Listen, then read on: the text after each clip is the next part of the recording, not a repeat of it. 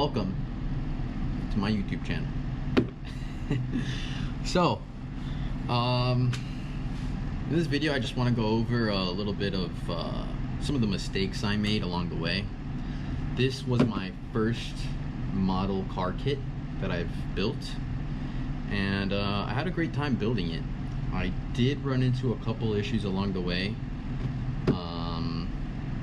really due to my own ignorance of the topic and the details of how to do things and all the little hacks that modelers have and so forth.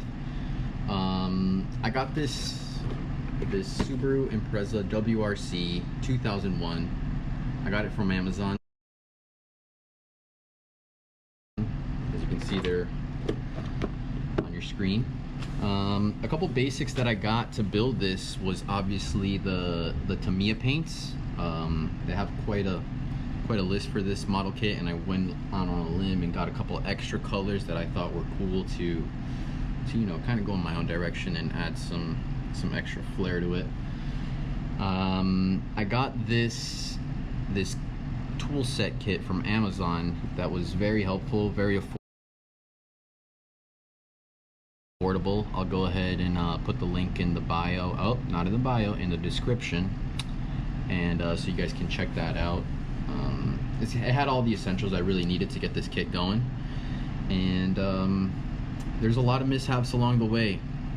I started making this time lapse of this model kit a little bit towards the end of the building process because I was inspired to start making these YouTube videos. I've been following this guy, DT Model Art. I'll put his channel also in the description. He's a really cool guy. He's got a lot of cool tips and tricks that he shows in his videos, and he's extremely detailed and realistic in his builds. He's very reputable. He's, you know, built for many popular famous people, and competes in shows. And I unfortunately just learned that he passed away during COVID times. So my condolences to him and his family. And sorry we had to get a little dark there, but yeah, I hope to share some of the mistakes I made with you guys, so you guys don't do it. And I hope you enjoy the time lapse. Give me any tips and tricks that you guys may have. Drop them in the comments, and hope you enjoy this video. Alrighty, so as I mentioned, you know, we were trying a couple different methods here. I wasn't still too sure what the best method to apply the decals were, so we were just sliding them off, dapping them with a little clean paper towel, applying the TAMIYA Mark Fit Strong, hit it with the blow dryer, and rinse and repeat. So I kept doing that process. Here I had a big mess up on this decal because I didn't properly tuck it in, because you know how the glass, it comes in from underneath. You can actually tuck it in, as I did here in the back. So in the back I was actually able to tuck the decal under the body, like adhered to the clear glass, or clear plastic I should say. So the back one went on very nicely. The front one, we had a couple mishaps with that one. You're gonna have to just hold your horses and see what happens. But the back one went on very nicely. Hit it with the blow dryer again. Still trying different methods, you know, seeing what's gonna work for me. And here we go to the side. Same process again. I try to do a little bit different, using just a little con swab. Mark Fit, swapped it off, rolling it very gently, because this stuff is really strong and it makes your decals extremely soft. In the directions for using, they tell you to apply this stuff on the body where the decal is going before you apply the decal. I tried that a couple times. I actually tried that for the side paneling, and I had a lot of wrinkling because the decal just got too soft altogether. So the best method I found is just, you know, using that little dish soap water to apply it first, move it around, then I take the excess water off. Here is where I had the best method. This was the best method that I found, and I kept repeating it. It was really just putting the decal on, I hit it with the blow dryer for a little bit, dry it to make sure it stayed in place, and then I used a clean, flat paintbrush. You'll see there it's the pink paintbrush on the right side. There it is. This was probably the best method, I thought. Once you hit it with the blow dryer, it keeps it in place, and then using that little paintbrush makes it really, really easy to remove the excess water. I usually will dab the paintbrush on one side first to hold it down, remove the excess water from that side, and then I'll brush over in the other direction to remove the rest of the excess water.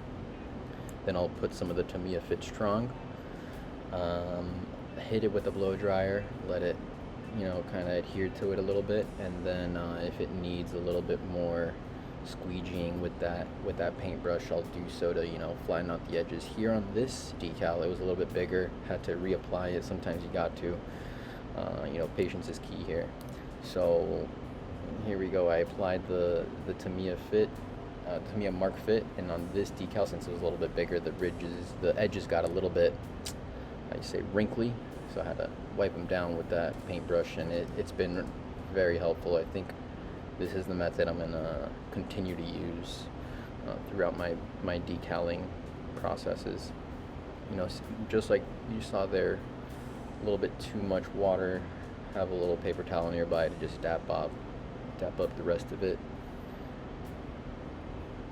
Here we got a little bit crooked, I'm not gonna lie to you guys. I set this decal down, and because of the angle of which I was looking at the car and the camera was sitting in front of me, I couldn't fully see straight on, so that front license plate decal got a little bit cut off there to the side. Moving forward here, this is another spot that had to take a little bit of time and attention because there's a split in the paneling, so I wanted to get it looking as realistic as possible, and hit it with the Mark Fit, and then I hit it with the X-Acto knife, and then I tuck in the cut pieces with the fine edge of that paintbrush. Honestly, this paintbrush has been a huge help. I actually got it during my I was going through a collaging phase. I would cut up magazines and I would make fun collages out of them on canvas, and this came from a kit, from a Mod Podge kit. Mod Podge is a type of glue that a lot of arts and crafts people use, so came in handy. Yeah, this brush was just sitting on the shelf somewhere, and I was like, this could be useful, and turns out I'm going to hold on to this thing for as long as I can and keep using it to apply these decals, because it's been a great help, as you can see here throughout the rest of the video. That is my main tool for applying the decals, and it becomes even better than the X-Acto knife for putting it down. You'll see it in a couple more decals down the line. I will start using the back side of the paintbrush, and I'll use that to hold the decal in place as I slide out the rest of the paper backing from the decal. And yeah, it's very useful. I'll go ahead and put the link in the description. I'll try to find a link for this paintbrush kit that I got from Mod Podge. I got it at Michael's, in my local Michael's. I'll try to find the link for that and leave it in the description below for you guys to check out. But yeah, other than that, I kept going through with this process here, just rinse and repeat, using the paintbrush, using it to move around. So yeah, I'm gonna stop talking now, and you guys can enjoy this time lapse for a little bit until I have some mishaps.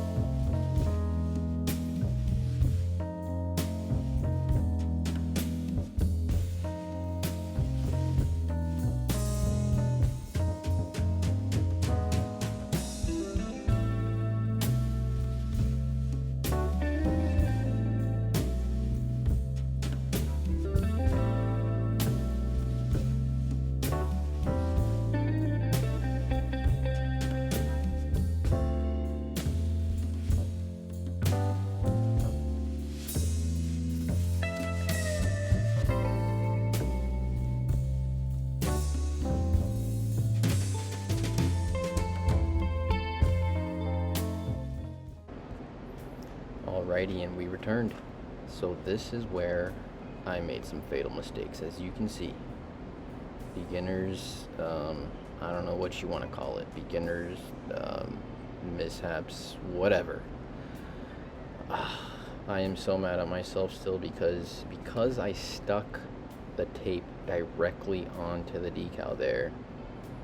When I went to remove this masking job I did, you better believe that decal came right up with the rest of the masking, and there was nothing I could do about it. I tried to salvage it. I tried to pull up the decal very gently from the tape, but it just kept tearing and making everything worse. And then here again, I was like, I'm running out of, like, you know, use sandpaper. I'm just gonna use some of this regular instruction paper from the manual. Another fatal mistake I made, and you guys shall see why. Here I was just, you know, prepping up the back wing to get the clear coat on, applying a little bit of Tamiya fine cement. You gotta hold it down for a little bit. P.O.P. hold it down. Know what I'm saying? All right. Keep the ball rolling. Here, when I every time you cut little pieces off the sprues, everyone who's in modeling knows, but for anyone who doesn't, you always want to cut off a little bit of that excess plastic just to make everything nice and smooth, so you don't see where the connections were to the sprues. And yeah, we'll check back in as soon as I finish the paint job, and you guys can see the mess that I have made.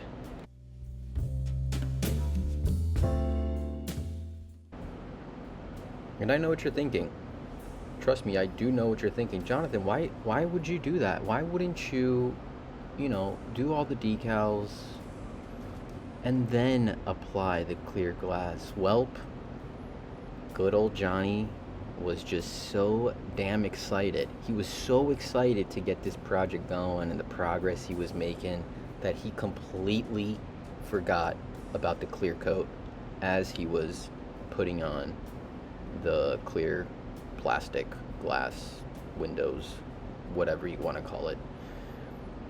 All of this could have been completely avoided, but you know, Johnny and his excitement, he just had to keep going in the project.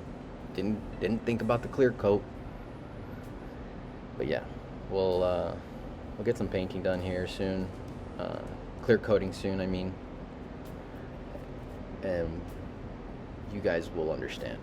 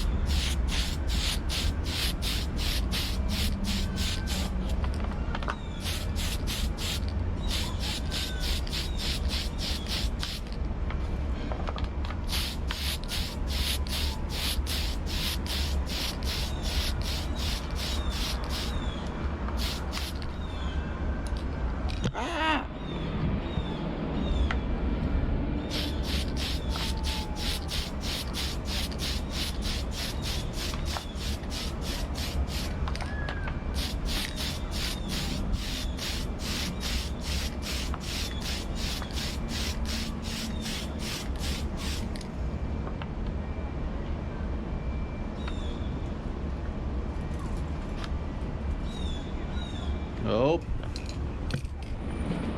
this camera don't want to stay. How about that?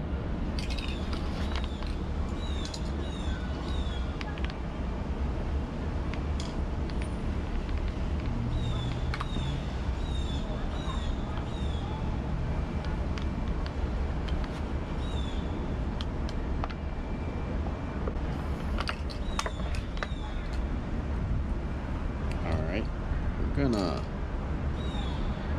gonna let this dry a little bit. Now we're gonna come check it out just a little bit. Round two. Fight.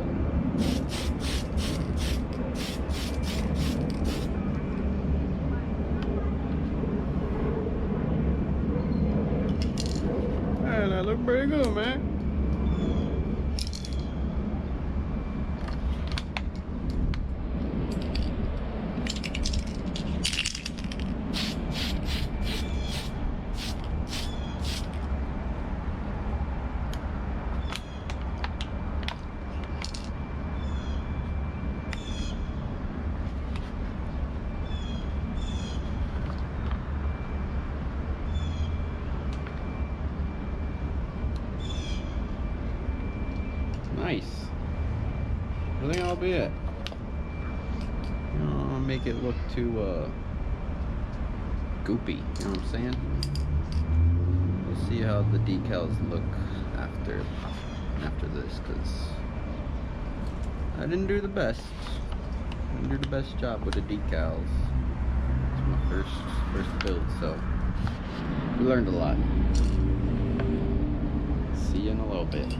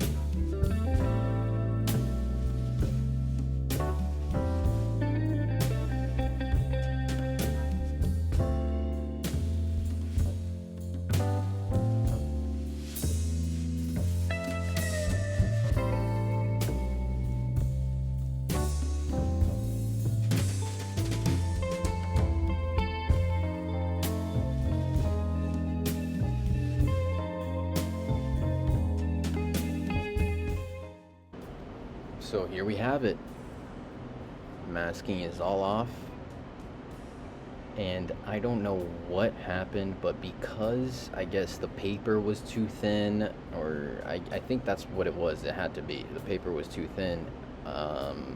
Some of the paint got through and, you know, completely destroyed. And I also forgot to mask the inside of the glass. So not only was the outside of 2 of the windows completely frosted now because of, you know, the crappy paper that I used to mask, the inside had a little bit of overspray too, and I ended up smudging some of the that perfect black paint paneling. I don't know what you want to call that. You know how you in this kit they give you a little masking sticker for you to do that black paint job around the windshield, and because I was going in there with some isopropyl alcohol to clean up the overspray, I wasn't thinking, you know, I was just extremely panicked because of what was happening. I started to smudge off some of that black trim from the inside.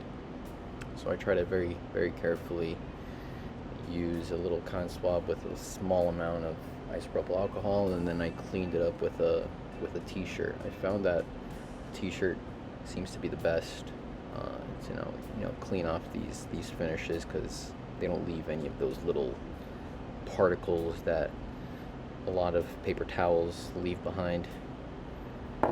And yeah, guys, this was a huge learning process for me. If you guys have any tips or tricks you guys want to share with me along the way, I would love to hear them. Drop them in the comments. But like I mentioned, this was my first build, and my next build is going to be either this Fujimi Art and Senna cart that I actually got from my dad for Father's Day, or I'm going to be starting an FW11 Williams F1 car.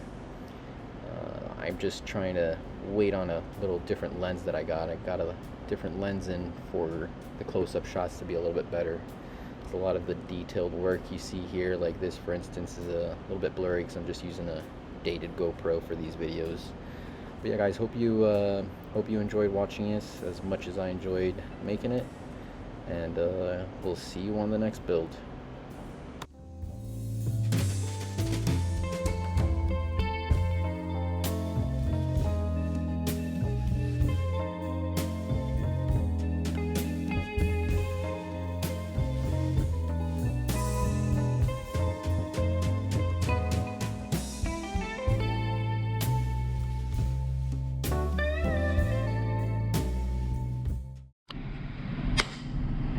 wrapping it up. The car is all done. The mistakes are all done. I hope to not commit them again. And let's go over it. Let's talk about what happened. So clearly you can see one of the biggest mistakes that you saw in the time lapse was the masking from this completely tore off that top banner that I had going on there. And because I was aggressively trying to clean, it ended up smudging some of that perfect line that I had accomplished with the masking that comes in the kit. Another big mistake I made was putting the glass or the windshield onto the body before doing clear coat. Don't ask me why, I don't know. I was so excited to do this that I glued the windshield and windows onto the body before the clear coat. And with that being said, I went ahead and used some scrap pieces of sanding paper for this window and this window. And then for this window and this window, I used a cheap piece of paper from the instruction manual in the kit. And I guess somehow, some way, like the paint bled through like all the little pores of the paper and left this kind of abrasive, and I had no way to take this off. But other than that, there's a couple different things that I did here in the kit that wasn't in the instructions, like some small things like the dashboard. The dashboard I made it tan. The seats inside got like a little bit of like a reddish kind of, you know, retro red to it. And the gloss coat finish is kind of okay. It could be better. I actually bought this this thing that I saw from that guy I mentioned earlier, DT Model Art. He uses this thing from 3M called Trizac. It's these little sponge discs, and they're 5,000 grit, and you soak them in water, and you're supposed to actually run a 2,000 grit first, wet, and then you use the 5,000 grit Trizac on it. I ordered one online, so I'm still waiting for that to come in. Once that comes in, I might do a little video just showing that process on here if it works out. If not, I'm just gonna keep it to myself and and do a better job on the next model kit. So yeah, that's pretty much it. I hope you guys join me in my next build. My next build is gonna be a Tamiya 120 scale, the Grand Prix collection. I got the FW11 Williams Honda for the, I think it's Nigel Mansell and Nelson PK. I'm not sure which one we're gonna do yet, but we'll check it out.